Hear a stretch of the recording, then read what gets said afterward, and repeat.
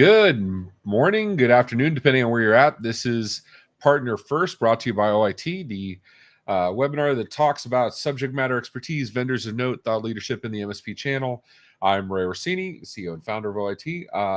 And today we're doing it a little different. Normally we're bringing on other thought leaders, other vendors that we want the MSP community to know.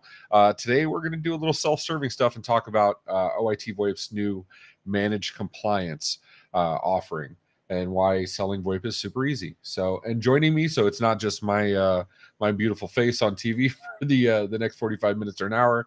Joining me is Miss Alex Boyd, BDR here at OIT. How you doing, Alex? Hi guys, I'm doing great. Happy to be here. Awesome. Thanks for joining me. So, if you have signed on with OIT in the last year and change, chances are you've talked, or if you've been to any of our events, you've talked to Alex at least once. Had the pleasure. So, she's the one that handles all the new people that have interest in joining the OIT family. So you're the first touch for all these soon to not be strangers, soon to be family members. So, Alex, we're talking about compliance, and there's a lot of FUD out there. There's a lot of FUD out. Yes, Simon reminds me, if you've seen our business cards, she's the white label queen. Whatchamacallit. So there's a lot of FUD out there about compliance, and VoIP compliance is hard, it's complicated, it's really expensive, gets you a lot of trouble, blah blah blah. I'm the guy that always says it's easy, just find a reliable partner, like legal, like finance, like anything else, and have them take care of it. And that's what I've been saying for a very, very, very long time. But your experience in talking to prospective partners, they don't share that same point of view. No, they don't want to have to go to a bunch of different places to have everything handled, not to mention that it can get pretty pricey, depending on how many states that they're filing in, depending on where their clients are. So, they really wanted to have everything under one roof. And so I begged and pleaded for a year. That's no joke. We'd been talking about it internally. Those of you in our Discord know that I test things really early on. It's like, I think our longest one was the MVNO, and that was 2 years. And so, but my team knows about it, and so Alex has been begging me, like, every time somebody says they want to go white label but they don't want to do compliance, she's like, when is it coming out? When is it coming out? And then I made the mistake of telling my PAC, our partner advisory committee, that we were going to be releasing it, and they wanted to know too. So yeah. So it's here, and we just launched it at IT Nation Connect a couple weeks ago in Orlando. And Alex, you want to share with the group what managed compliance is, what the high level of it is? Yeah, exactly. So basically, VoIP taxes, if you are not familiar with them, they are a bit of a pain in the butt. So we already offer the billing platform that will estimate all the taxes for you. But then previously, it was still up to the white label partner to go remit those taxes, file, and make sure that everything was done within compliance. So that can be really tricky if you're doing it on your own. So typically the partners would have to go team up with a compliance company and hire someone else to do that. And now we are offering to do it for our partners. So when it comes time to file the taxes, basically what will happen, or when it comes time for us to bill you for our services, what will happen is that we will also bill you for the taxes that you've collected. And then we will take those taxes, remit them for you, file, make sure you're compliant. You don't even have to file with the FCC as a telco provider at that point, because you'll be under our umbrella. So it really just alleviates that, extra step and stress that the partners were having to deal with, and keeps it, under one house, like I said previously, and just makes things more simple for our partners. And that's the catch, right? It's the getting set up. I always called it like going to the dentist for the first time. If you haven't been in a long time, getting set up the first time is a little bit extra work. With traditional compliance, it's, if you're doing self-reporting either yourself or with a vendor such as CLA, where you have all those registrations to do, they take care of it.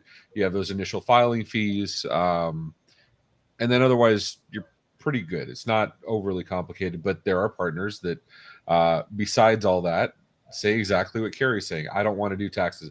And to be clear, it's not just taxes, it's taxes, fees, charges, because USF, USAC is actually not a tax, it's a fee. because USAC is not a tax collecting entity. There's stuff like PUC, Public Utility Commission, NINA, E911, all that fun stuff. We're taking care of all that. The only thing we're not taking care of is sales tax, which all of our MSPs are already doing anyway. So we're not really saving you any headache there.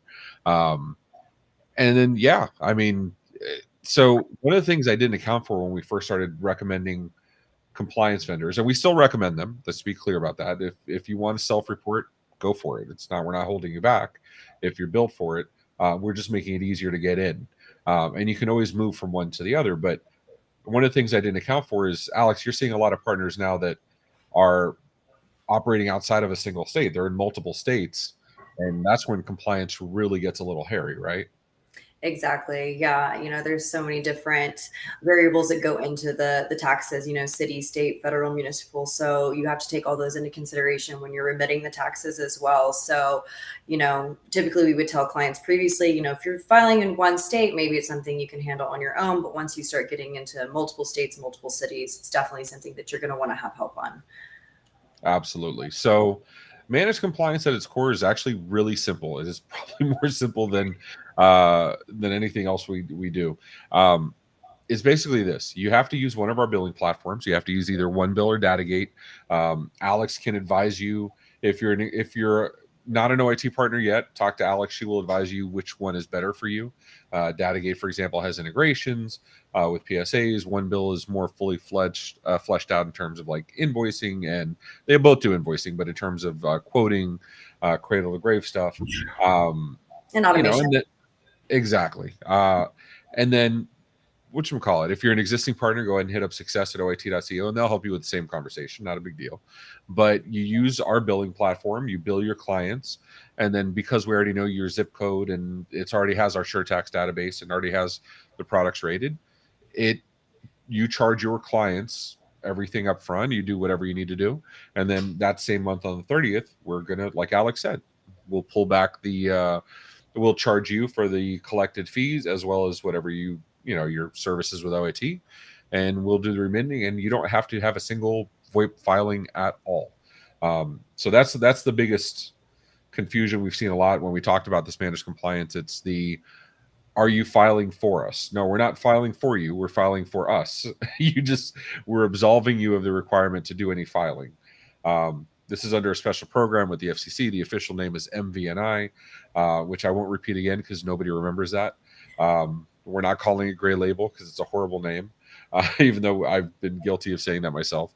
The official name is managed compliance. Managed compliance does sound better. I like it. Yeah. And how's been the reception with people you've been talking to? I know you kind of, I let you go early before IT Nation. Give it to me. I had a lot of partners already asking for it. I had a lot of partners saying, hey, when it's available, hit me back up. So I was like, man, let me have it. But no, it's been really good. I think the partners are really excited for it. Everyone definitely sees the value in it. And I can't imagine very many partners going forward without it now. I like that, Jason. Call it green label for all the money you're going to be making. That was whatchamacallit. And yeah, David, some clients have already signed up. It's been ridiculous. Alex went after people just before IT Nation, kind of secret, not secret. And then obviously we opened up to our partners. And I think at present we have over 15 partners, existing partners that already signed up to move. So pretty awesome. But yeah, going back to the green label comment from Jason, David did the math, who's an existing partner, and he mentioned like there was a ridiculous threshold to hit number wise where it even made sense to do self-compliance versus managed compliance. We didn't build this out thinking you were going to save money. It was meant to be an ease of a quality of life thing. But it did turn out that it actually comes out significantly cheaper than going with a compliance vendor or doing it yourself. So I thought that was pretty cool. So managed compliance. The other thing I wanted to cover, and I promised this would be short and sweet, but the other thing I wanted to cover, if you're an existing client, you're already doing compliance today. You're already with a compliance vendor or doing it by yourself. Whatchamacallit. If you want to do that, what your process is going to be, you're going to have to shut down your registrations. Whether CLA is your vendor or not, they have offered. They're going to charge a small fee, but they have offered to do it for our partners. If you have an existing compliance vendor, they can also shut down everything for you, or you can do it yourself. I mean, if you know what you're filing, you know what you need to shut down, and everything has their own time periods, but it's nice and easy. You shut everything down, and we start doing it the next month. You stop reporting, and you're good to go. Um, so yeah, any questions that may come up? What are the questions that you get, Alex, when you start talking to them about managed compliance? I think the main one you kind of already touched on, just are we filing for them? And the answer is no, we're filing for us. We're just taking it off of them completely. I think another really great topic to bring up when talking about it is the fact that we're still allowing them to maintain that relationship with the client. The billing platform is not saying, powered by OIT. It is still, a white label solution fully. The clients in no way know about us at all. We're doing everything from the back end. So I think that, that's really important to touch on as well. Yeah, it's a big deal. Us taking away a lot of. I appreciate you, Jason. I'm not going to assume, nor am I going to ask who you're talking about, but yes, the idea is if you're working with less vendors, especially ones that you like and trust, hopefully trust. But if you're working with a team you already get along with, make it easier. Work with one vendor, not two. So just to know. David does point out, yes, there is a threshold where it will make sense to do your own. But I have opinions on that as well. There's going to be something people don't realize is when you get bigger, when you're clearing, tens of millions or hundreds of millions of dollars, there's all these other headaches that come up, and sometimes you do pay for convenience because that actually saves you money still. We have a question here. With an MSA update required, I would disagree that the clients will know about OIT at all, but they probably won't pay attention, care. So, one, if you have clients to read your MSA, is good for you. Two, it is a small paragraph that OIT LLC is the carrier of record. So yes, it'll be in there. But we already have a very strict channel conflict policy, and we'll know if they try to go around you. We will not allow that at all. So, and we don't sell direct anyway, so it doesn't really matter. So you're good on that end. It's like if they wanted to go to bandwidth directly, it's not going to happen. So, yeah, exactly. Hence, probably not know or care. So, Alex, what else have you heard from the partners when you talk about it? Are there any other questions that come up?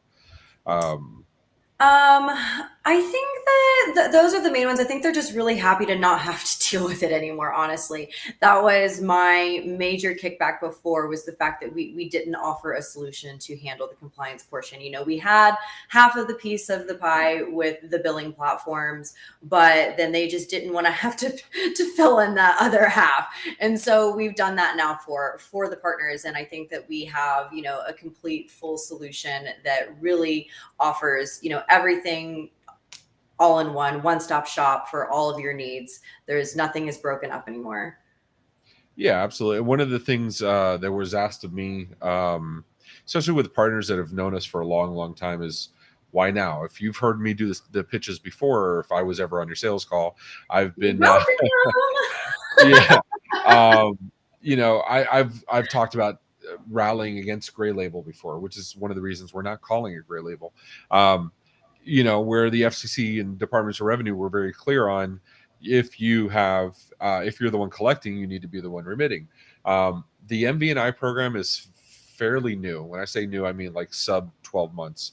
We were talking with one of the first vendors that worked with the FCC in the different states to actually get this enabled or get this come to fruition. So it wasn't, I've talked many times, I've gone through many attorneys getting just advice. It's just a matter, of course, of doing business throughout the years where, we've asked them, can we do this? And the answer has been a resounding no. With the advent of this newer program, the MV&I program, that's what allows us to do this stuff. I will never put you in a position where you have to defend something. So, that's why we're doing this now. And we didn't do it before.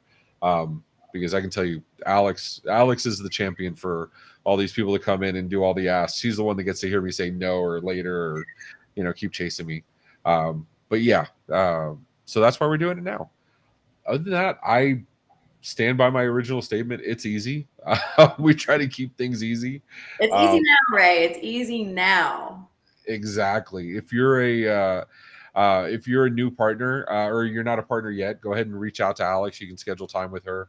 The link on the page on the screen. That's easiest way to get a hold of her.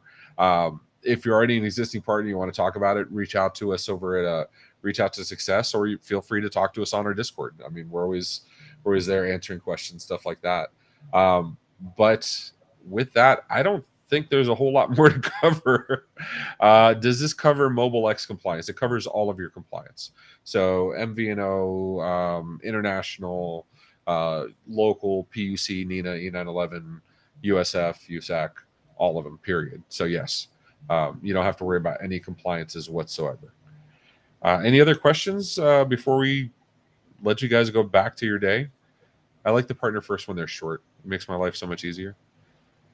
Let's talk about Operator Connect. I can't talk about Operator Connect right now, Carrie, because I don't have a solution for you yet. It's something we're working on.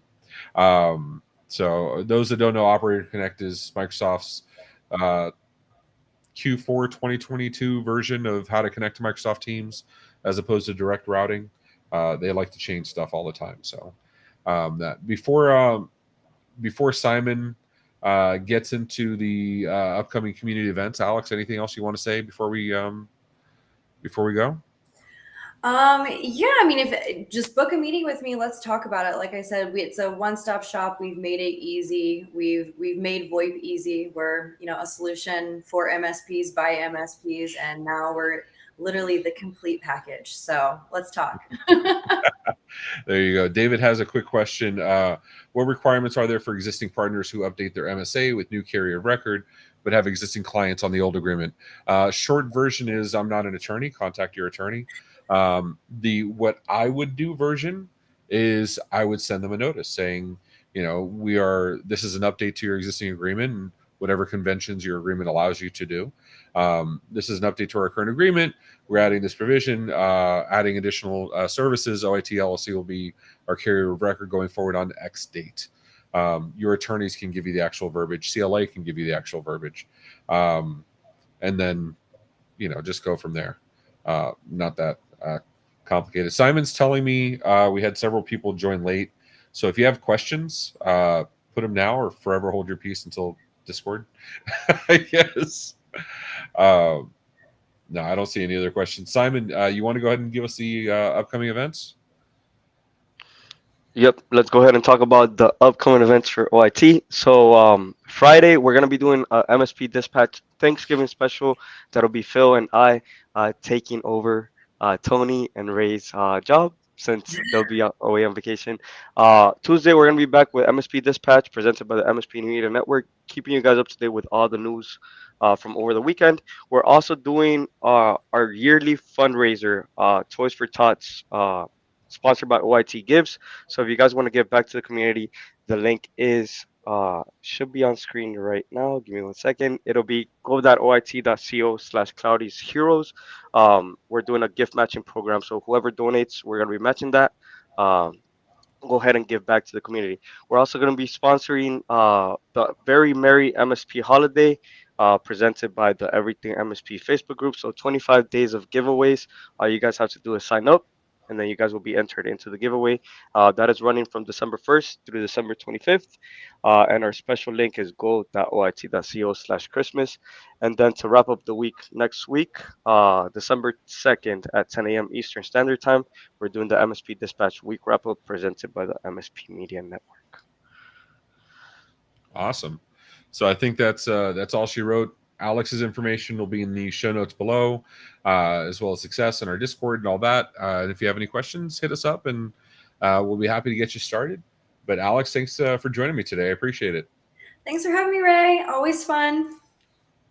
All right, guys. You guys take care of yourselves. We'll see, and have a happy Thanksgiving.